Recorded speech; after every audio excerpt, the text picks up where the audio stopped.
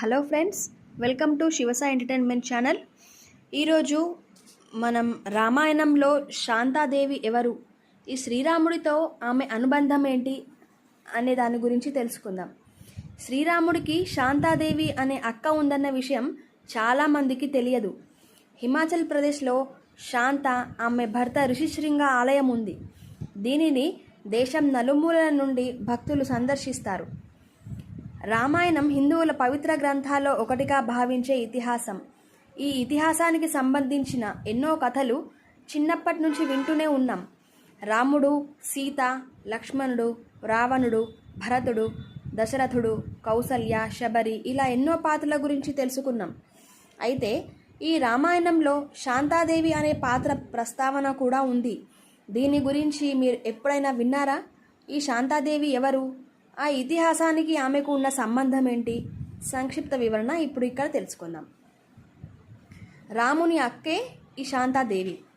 మహారాజు దశరథుడు, రాణి కౌసల్య దంపతుల కుమార్తె శాంతాదేవి. వీరికి రాముడు, లక్ష్మణుడు, భరతుడు, శత్రుఘ్నుడు అనే నలుగురు సంతానం.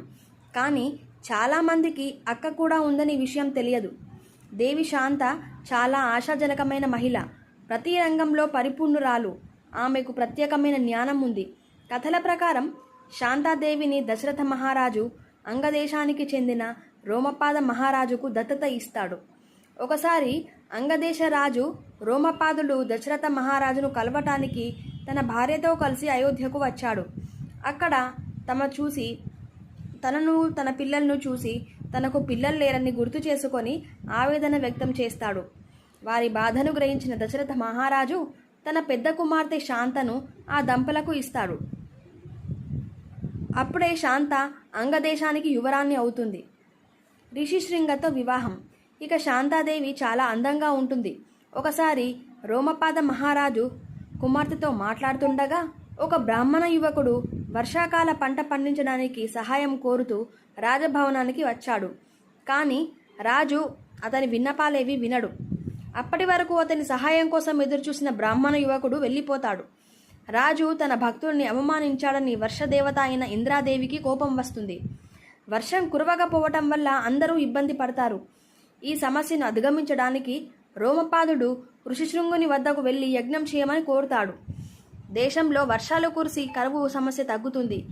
దీనితో సంతోషించిన రాజా రోమపాదుడు తన కుమార్తె దేవి శాంతను శృంగకు ఇచ్చి వివాహం జరిపిస్తాడు. కులులోని దేవి శాంత ఆలయం ఎక్కడుందంటే నేటికి హిమాచల్ ప్రదేశ్లోని కులులోని శృంగ ఋషి ఆలయంలో శ్రీరాముని అక్క శాంతాదేవిని పూజిస్తారు. ఈ ఆలయము కులు నుండి 50 కిలోమీటర్ల దూరంలో ఉంది. అక్కడ శాంతాదేవి విగ్రహం ఉంది. శాంతాదేవిని ఆమె భర్త శృంగను కలిసి పూజిస్తారు. దేశం నలుమూలల నుంచి భక్తులు ఈ ఆలయానికి వస్తూ ఉంటారు. దసరా పండుగ సందర్భంగా ఈ ఆలయంలో ప్రత్యేక పూజలు కూడా నిర్వహిస్తారు. ఇదండి రాముడి సోదరి గురించి. ఈ వీడియో కనుక మీకు నచ్చినట్లయితే please like, share and subscribe. Thank you.